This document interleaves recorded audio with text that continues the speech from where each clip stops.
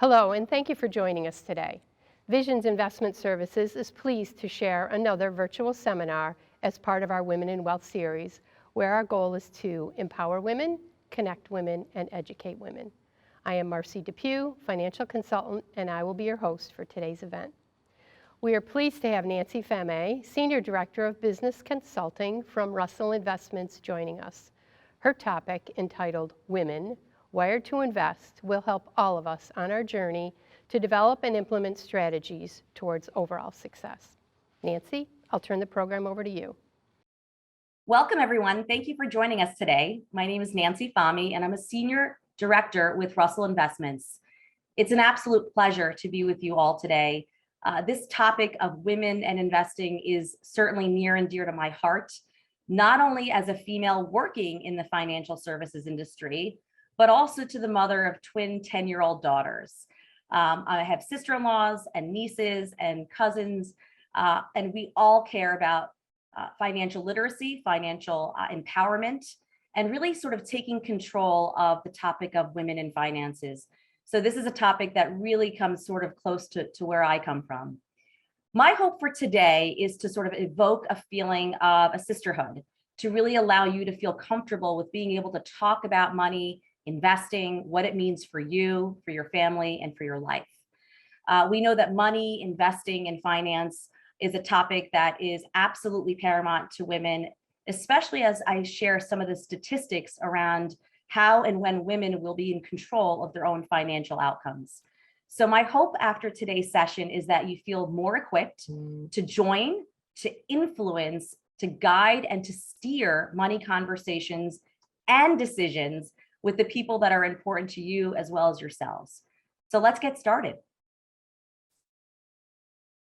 We're going to be covering three topics today. First, we're going to be discussing, what are the wealth implications for some of the great things that are happening for women, whether that's our better health, how we're accessing various jobs and vocations, our higher education. All of these things really influence and change how we are impacting not only the economy, but how that might have implications for ourselves as well.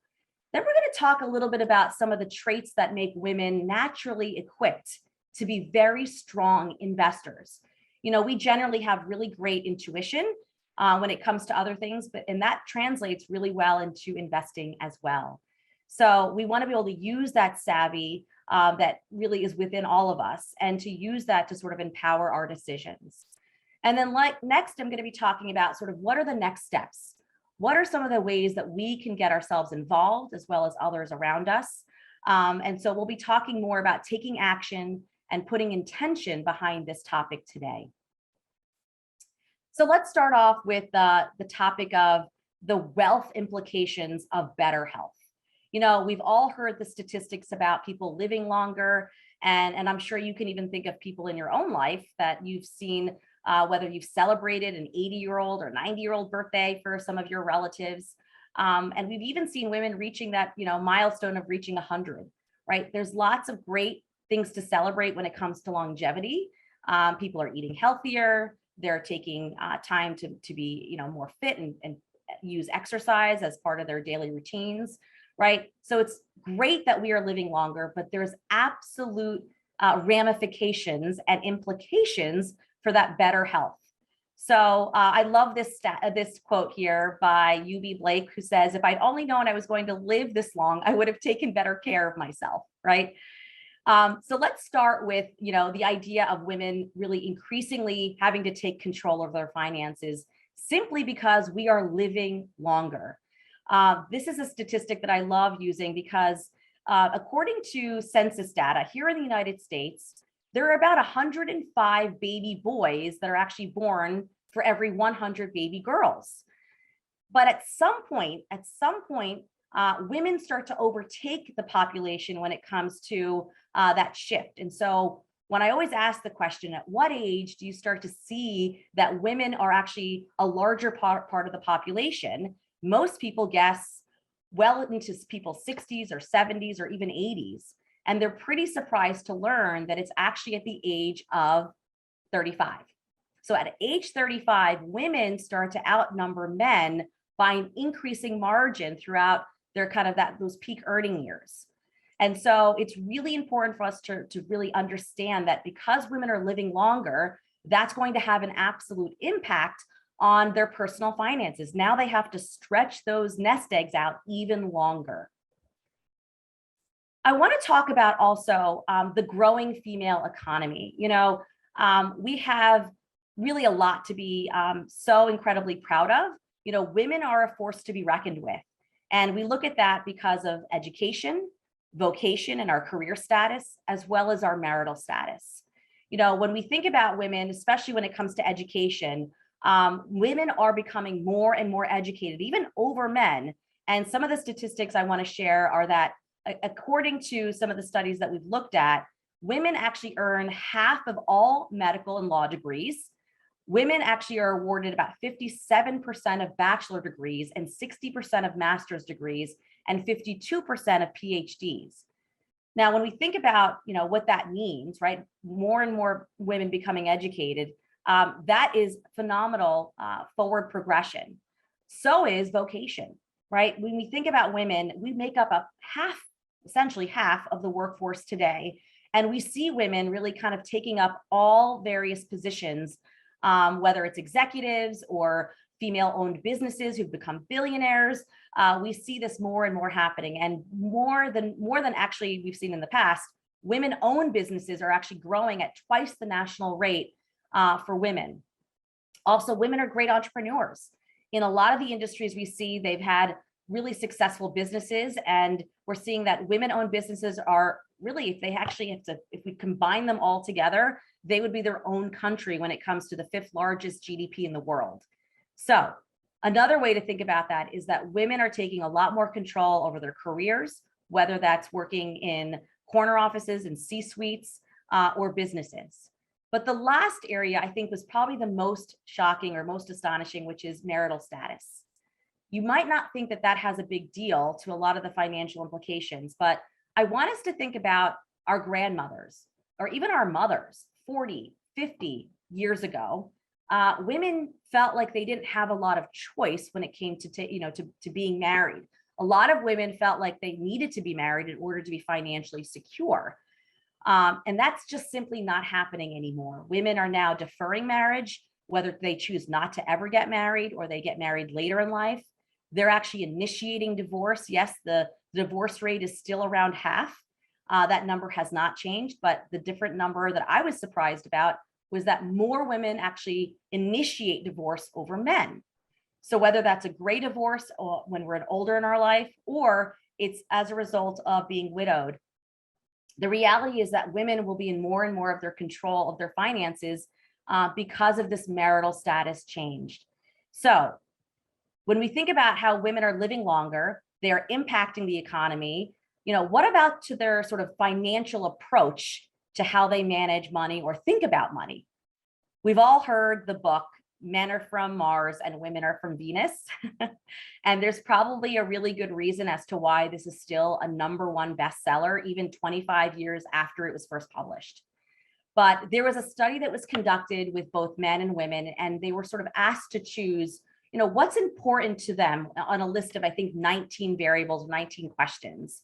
And women overwhelmingly said that spending time, quality time with their family and being a good parent is over 3 times as more important to them than being financially prepared for the future.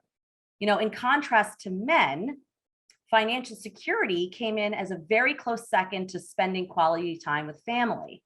Now, this doesn't mean that investing isn't important to women, or that being a good parent is not as important to men, but it certainly does provide some responses or gives us almost insight, if you will, into how men and women have very different attitudes about investing. So, when I think about this for myself, I do this in my daily life. My husband and I, we have a daily sort of division of responsibilities. And I think about all the decisions that I'm making on behalf of my family, whether it's researching car seats for my son, researching summer camps for my 3 children, applying my children for various sports and activities and registering them, right? Taking them to their annual doctor's appointments. It just seems to be that my decision making is centered more around that family. And so what we want to really kind of bring to light here is that's pretty normal, that's standard. But it's all about knowing the implications of what financial decision making has for ourselves that really is going to help us drive action into the future. You know, another way that men and women are different when it comes to investing is sort of risk, or maybe even assessing risk. Now, I would caution us to sort of stereotype and believe into the hype, or kind of fall victim to that, that misnomer that women just don't take risk. They're risk averse, right? That's actually not true at all. I love this quote by Sally Krawcheck, who's the CEO of Ellevest. She says, supposedly, women don't invest as much as men do because we're risk averse. That's not true. It's as if the world is telling us that somehow having a uterus tucked inside of our body keeps us from taking on risk. It's not true. We're more risk aware, that's the word, than the guys are. That means we want to understand risk before we take it. So this is a fallacy, a misnomer, a myth that I would say plagues women, as well as people that really sort of assess our ability to be good investors, is that women don't take risk. And that's not at all the case. It's just that women want to know, for whatever risk they do take, that they're going to be paid and compensated for it. They want to know what the risks are, what the implications are. They want to do their research. And it's very deliberate in terms of how they make decisions. So we can use that in sort of all aspects of our life, whether that's researching, colleges or schools or kindergarten programs, to investing in the stock and bond market.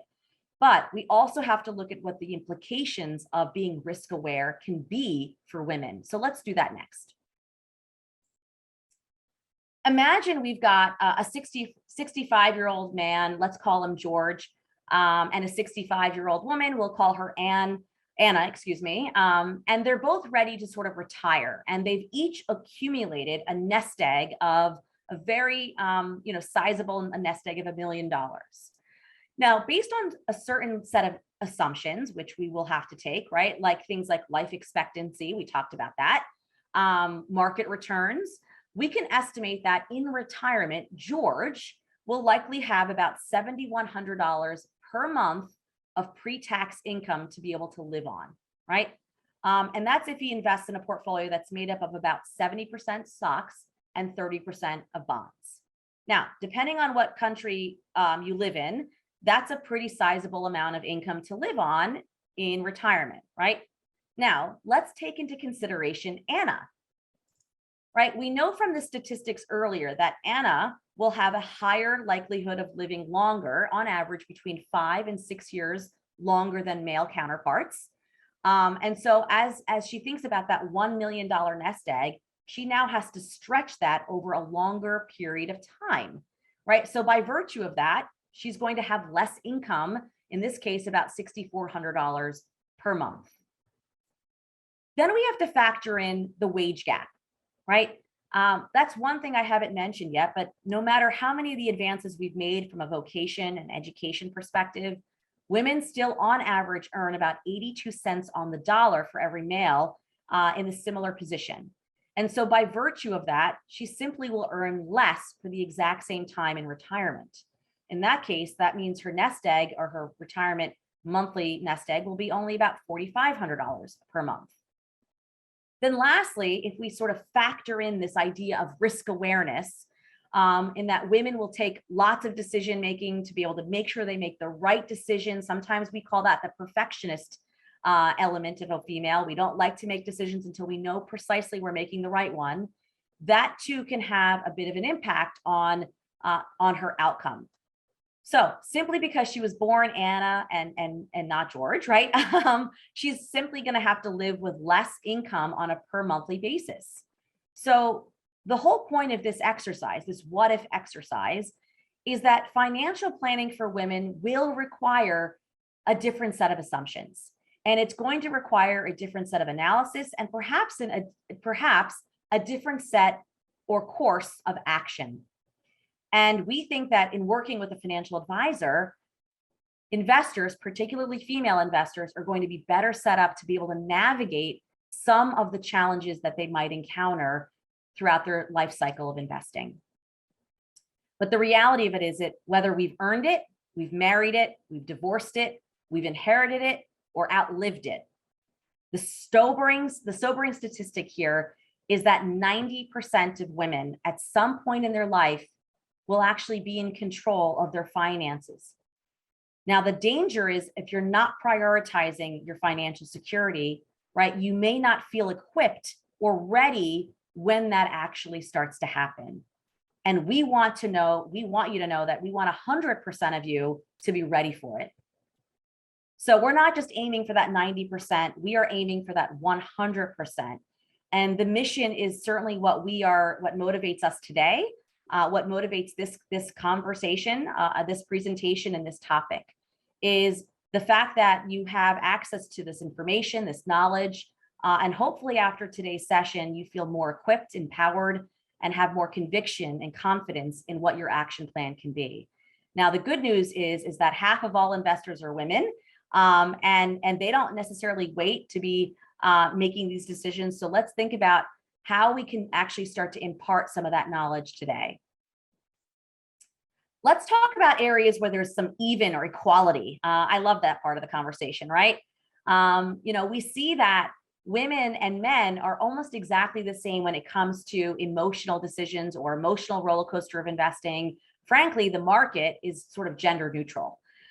This actually shows the US stock market mutual funds in orange, and how the money has gone into and out of certain mutual funds.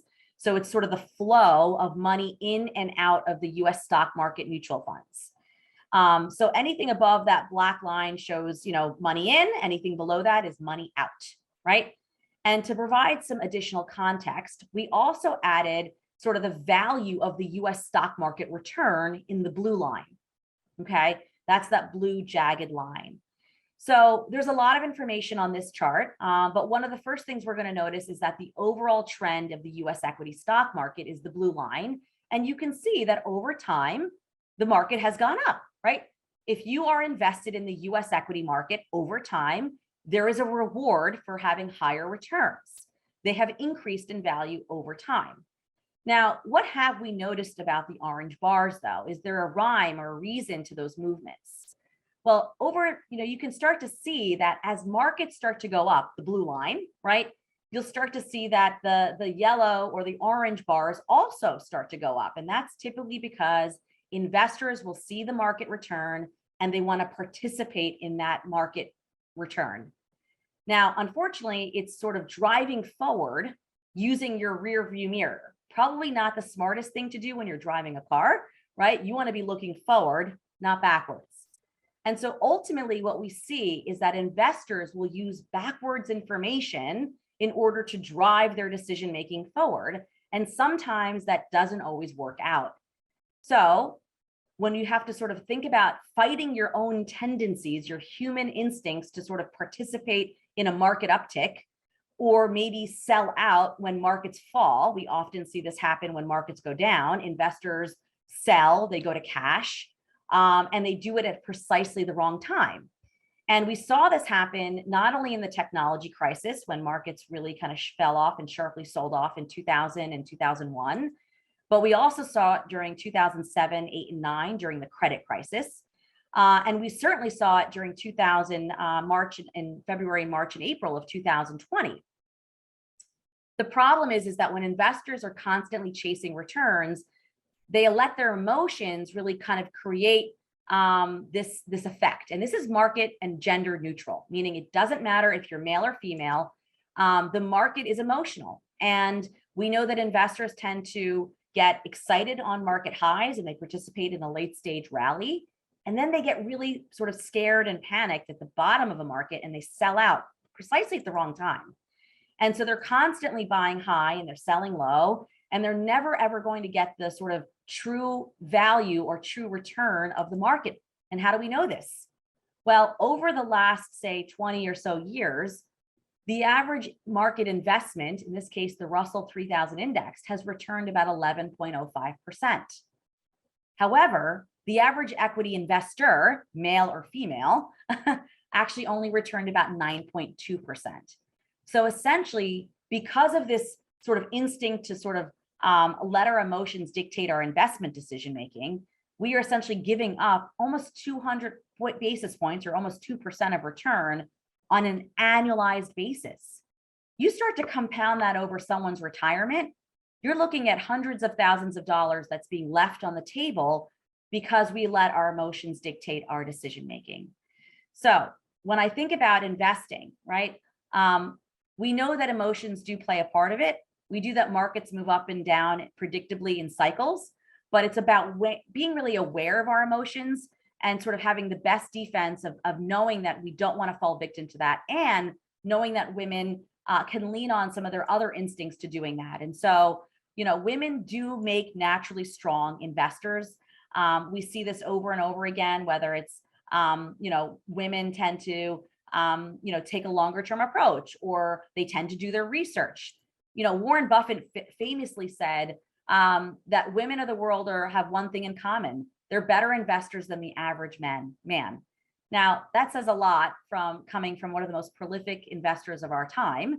And so Warren Buffett is a great sort of sound or reason of sound to understand that if you can have, a rational, long-term understanding of how to sort of manage the market volatility, those are the hallmarks, if you will, of having successful investment outcomes. So women's approach to investing is very similar to that of Warren Buffett. If anyone follows him, reads his books, he believes when everybody's moving to one side of the boat, it's probably prudent to start going to the other side. When everyone's buying into certain parts of the market, he's probably selling. And when everybody's selling out of parts of the market, he's probably buying, right? And that's because he takes the longer term view, he does his research, and he ultimately trades less. And these are hallmarks that women also have. When we did research, we found that actually women, our female brain is sort of hardwired into making these decisions. And this was a study that was done by Dr. Luann, where she said the female brain it has tremendous unique aptitudes, outstanding verbal agility, the ability to deeply connect in friendship, a nearly psychic capacity to read faces and tone of voice for emotions and states of mind, and the ability to diffuse conflict. All of this is hardwired into the brains of women. And these are talents women are both born with, and men, frankly, are not, right? So it's all about understanding that sort of structural and the differences between women and men, and how that translates for us into investing. So let the sort of results speak for themselves, right? This was a study that was conducted, and they found that men traded on average 45% more than women. And that meant that their returns as female were actually 265 basis points higher. Now, whether that's because men feel that they get overconfident about when they make decisions to trade or how they make decisions to trade, we see this overconfidence typically happen where men feel they have unique information or different information that's going to sort of instigate that tendency to want to trade their portfolio, right? They know something, they read something, they saw something on TV, they talked to a friend, and they were overconfident in that decision. And that's likely what causes them to trade more than maybe women. So women are participating in terms of that, in the investment dialogue, but I think it's underrepresented in terms of our true natural ability, where we are hardwired to make really sound financial decisions. So let's turn our attention to the next part of the conversation, which is, what are some of the next steps, not only for ourselves, but maybe for other women around us? I think about all the things that we can be doing, whether it's changing the taboo around money, around investing, talking about finances at a younger age, getting organized and knowing where our money is, creating financial goals and working together with our financial planner to be able to take the appropriate amount of risk, right? Knowing that a financial advisor can help you through the different decisions based on where you are in your financial life cycle. So it's all about, knowing that having to take that next best action. And we have some ideas that we wanted to lay out for your conversations with either your financial advisor or with other women in your life. The first is let's get organized, right? We do this in our life, in other aspects of our life, probably really well. But for some reason, we need a little bit of a push to get organized around our own financial affairs. Now, we want this to be accessible, but not too accessible, because we know that there's danger of keeping some of this stuff electronically. But we want to make sure that you have all of your important information, your documentation, really in an accessible place, both for yourself, as well as others in your life. You know, one of the first things that I did the first 2 weeks of the pandemic back in March of 2020 was I sent my parents a family planner. They happen to be snowbirds in Florida. I live in New Jersey. And I sent them an email with a family planner, and I said to them, they have to fill this out. God forbid anything happened to them, to my mother or my father. My brother and I don't know where all of that information should be or is. So it's about putting those files together, either online or hard copy in format, but just to know, what am I working with, right? What do I own? How much is it worth? How much does my current lifestyle cost me? How much is my envisioned lifestyle, maybe in retirement, going to cost me? Right? And does my current nest egg today sustain that? Those are questions that I think putting some organization behind these documents will help you do. So when I think about how women, especially those that are married, how you can get more involved with your spouse is join the next meeting that you have with your financial planner. Don't just defer that to your husband. Be a part of that meeting, play an active role, ask questions, and know that your financial advisor wants you to ask those questions.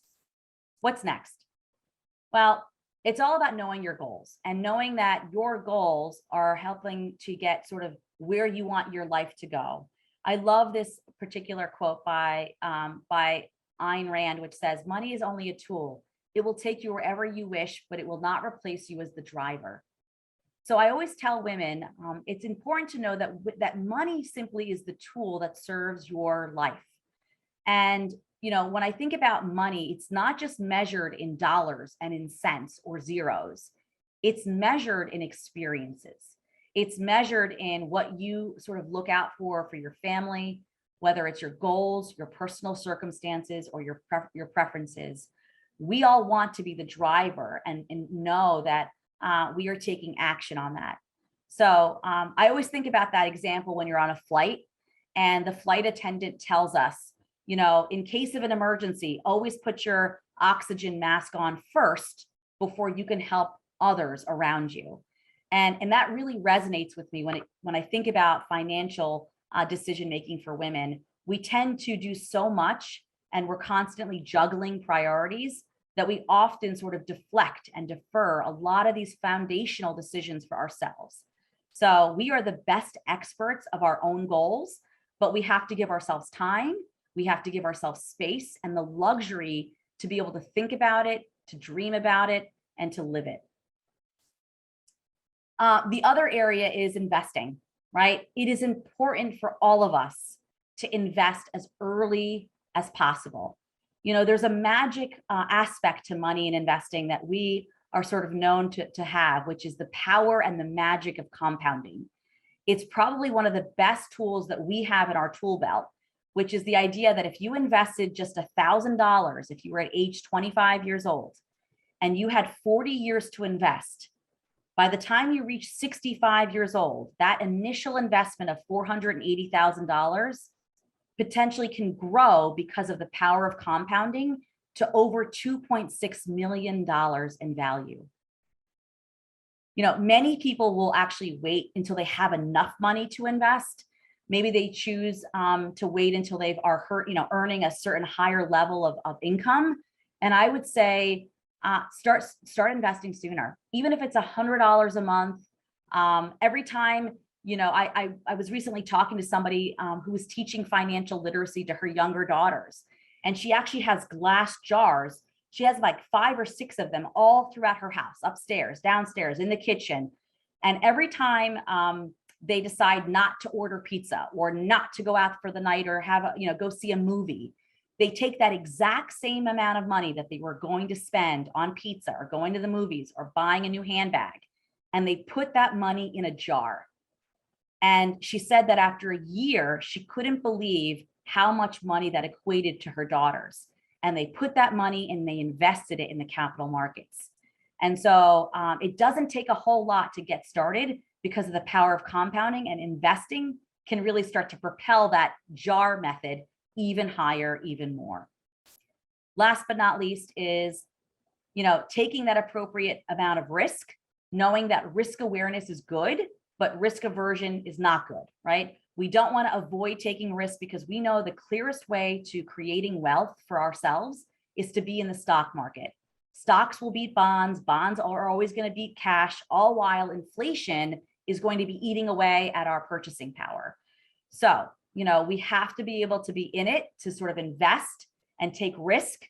But with that, well, obviously, that the reward and the payoff is, if you have a long-term horizon, the reward will absolutely be there.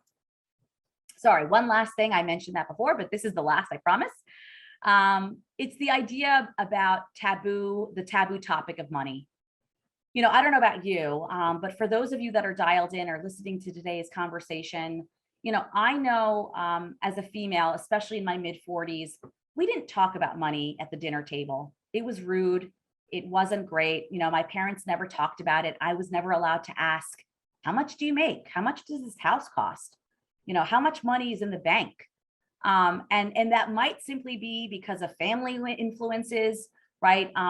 It could be cultural, right? Sometimes that happens with cultural, money functions differently depending on cultures. It could be that there's just, less access to financial resources, knowing that we don't have influences in our younger years.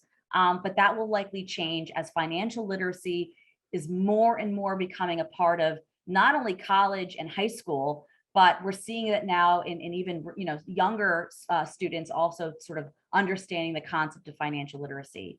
So the bottom line is, let's change the topic. Let's change the taboo around this topic. We're the ones that can change the culture, that taboo, and really starting the conversation. Taking our sisters, cousins, nieces, neighbors, friends, and in really talking about the topic as well. So I'm going to end today's conversations with, depending on your age, depending on where you are in your financial life cycle, these are potential questions or topics that you can explore with your financial advisor. When you're in your 20s and 30s, it's all about saving, debt management. It's about thinking about starting a family, right? So some of the questions you might want to engage your advisor with are, how much should my emergency fund be? Or, how can I best manage my student loan debt? We know that's a huge problem, a huge issue for a lot of younger people in this country. Do I need insurance? I'm 25. Do I even need health? Do I need life insurance at this age? Right? How do I maximize my 401k or my company's retirement plan? What child-related costs should I be thinking about if I want to start a family in the next 5 years or 3 years? And then if we get to sort of our 40s and our 50s, I call this the sandwich generation. These are the clients that are the people that I work with that are myself, right? You have maybe younger kids where you're still sort of managing that, but then you've got older parents, right? And I'm right in the middle of that myself. So questions I would be wanting to talk to my advisor about in this age bracket is, should I be thinking about retirement? What does estate planning look like, or college planning? I have 3 kids that are likely going to be going to college. How much do I need to sort of put away for that? Should I be changing my asset allocation strategy, right? What should I be thinking about for my aging parents? What are some of the things that I have to be thinking around the corner when it comes to maybe estate planning?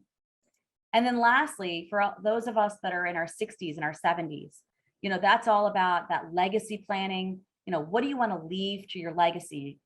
What do you want to leave to your children and grandchildren? When do I start taking Social Security or long-term healthcare insurance? When should I start thinking about that? Should I be donating some to charity, to organizations that really mean something to me if I have enough for myself and my family? and I want to get back to traveling, right? We've been dormant for the last 2 years. I want to get back out there before my knees start to give out. How much can I afford to go away on an annualized basis? So the great news is that the value of a financial advisor is incredibly important when it comes to achieving your financial goals. You know, they can be your planner, your therapist, your investment advocate. They can help you with rebalancing your portfolio, thinking about the tax implications, especially if you're a high earner, dividend income, all that stuff starts to play into factor, right? It's not how much you earn, it's how much you get to keep. But most importantly, they can be the financial quarterback. And this all adds up to a tremendous level of value by sort of being your accountability partner to help you stay on course, not make those emotional decisions that sometimes derail us, right? When we know we're using emotions to dictate our outcomes, and ultimately end in a place that feels where I have safety and security in knowing the path that I'm on and where I'm heading. So, as we've talked about today, women's health, women's wealth, we all make great investors, but it's all about getting organized, knowing our goals and having a plan to invest, talking about money and inviting others to the conversation. I applaud you for dialing in today because as we've seen so many times, that managing money is not an easy topic. It's one that a lot of people try to avoid. They just don't want to think about it. They have too many priorities. But the fact that you're here today, listening, taking notes, and taking action, I applaud you and I say thank you. So with that, I just want to say thank you for the time today. It's been a pleasure being with you on this topic. Thank you, Nancy, for your insightful information. All of us at Visions Investment Services look forward to assisting our participants today. Please see the contact information on your screen and call us for your appointment. We are here to help. Thank you and have a great day.